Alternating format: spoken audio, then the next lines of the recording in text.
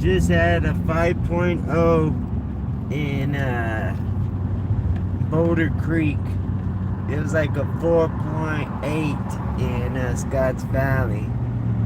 It was so loud. It happened at 2 in the morning. I was asleep. And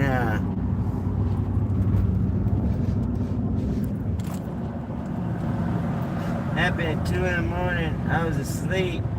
And it was rocking back and forth, not up and down. And it was a loud, sounded like a train was coming by. Now, first thing I did was jump up and try to figure out where I would get my family to go.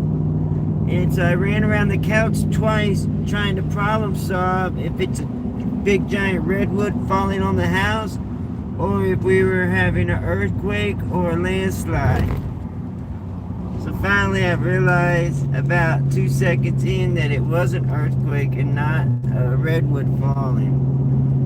So we got everybody to the hallway, in the doorways, and we were waiting it out. It was crazy though. Insane. Insanery. It was my first real earthquake. I mean, I felt them little bitty nut ends. But I mean, like I said, this was crazy. It was one of the biggest earthquakes in this area since 2004. And there's only been 7 earthquakes in this area in the last 20 years. So not a whole lot of data to go by. It was on the side of the beach, not the California side. So it was on the side of the fault line that could fall off into the ocean. And we stay on Mount Herman on the very top. And if you look on a map, the whole thing is solid stone. With just a little bit of dirt here, a little bit of dirt here, some redwoods here, some redwoods there. But all in all, it's solid ground. So, we're pretty lucky. Now, I heard some boulders fell onto the highways, and that created some problems with some people. This whole area is magical. I mean, I don't care for California politics, but this is the best place I've lived so far. Is in nature. You're up in the nature. Go from mountains to desert to city life. It's all in one. Just like in Texas has everything but big mountains. I mean, they got some big old hills and stuff. I guess we got mountains. Texas so big it's got everything. But white sandy beaches with clear water. That's the only thing it don't have. You gotta go to Cancun or to Florida to get that stuff, man. Look how beautiful this drive is. That's why I wanted to record it. When I first started driving this, Roy, I had white knuckles the whole way because I didn't know what was behind the next turn. I had never, in all of this, you're not on the gas at all. When you're going downhill, your key is to stay off the brakes. And to apply the brakes at an even amount in short bursts. Like I slow down before I get to the hills. That way I can control my speed. But if you just stay on your brakes the whole time like a lot of these people do, that's how you burn your brakes out. My key is to slow down before you get to the hill in a nice fashion.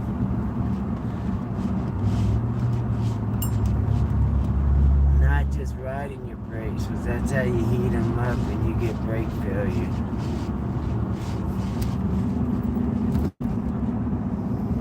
This main way to San Jose is down here pretty much. And going back, it's all uphill.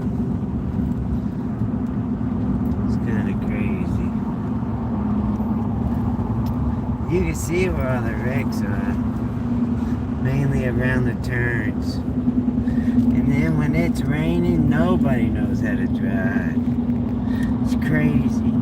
All that oil goes, all the oil that's sitting on the road for people's cars and stuff, it all comes out and sits on the top. The other day I was driving and I seen a roller ruler just sitting on the highway. A roller ruler for toilets, like to unclog clogs in your lines and stuff. Like these guys over there fixing poles and stuff. Must have had a landslide where they lost all the poles right there. That's a crazy place to be working on. Yeah.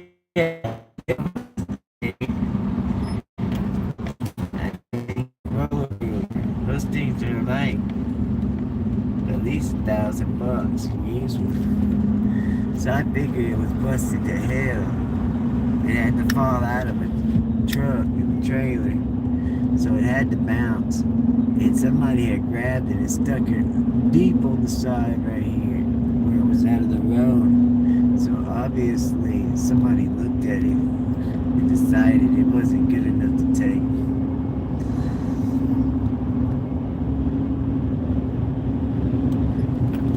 So just slow down. 35 miles an hour and I'm going at 65.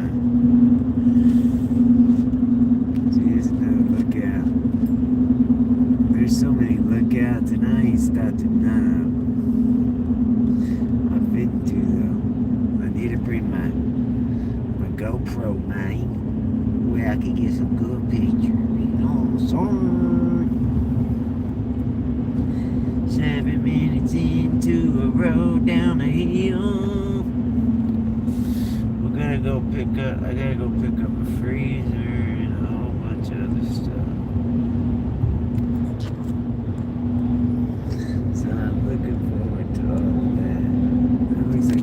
Place to go swimming. Hills to the Yizay, flip to the Bizay. The beaches are insane, man. And the hotties, oh my goodness. They be out there nothing. Trying to get that sun on everything, you know what I'm saying? It's crazy. You gotta have sunglasses when you go to the beach, otherwise you feel like you're looking too hard.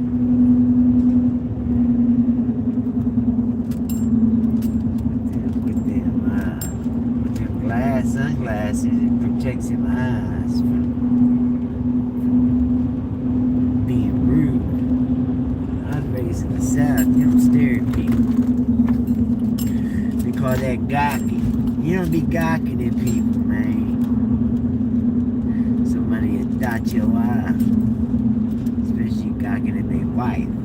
And then the question would be, why you let her leave like that, man? What do you mean? Leave the house, man. Why you let her leave the house if you don't want nobody to look at her? You got a beautiful woman next to you. That's a prideful thing. That shows that you made it, man. That's your trophy wife or whatever. Some guys like to show them off.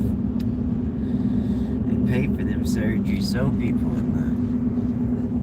Now me, I'd rather just me being the only one that sees the true beauty. It's when a person, when you fall in love and you're able to make a relationship with somebody, you fall in love because they show you their intimate selves, their true selves, and that's what you end up falling for. Now, of course, you don't want everyone to see those good qualities, otherwise, you might lose her. Alright, y'all, gotta look at the map, and we out of the hills anyway, so, thanks for joining me, and remember, through God, all things are possible. Get out there and live your dreams. We got 5 channels. Our main channel is Robbie Smith, MSU, Bully Farms, Havens Homestead. And then this is the one I do all my the news that I'm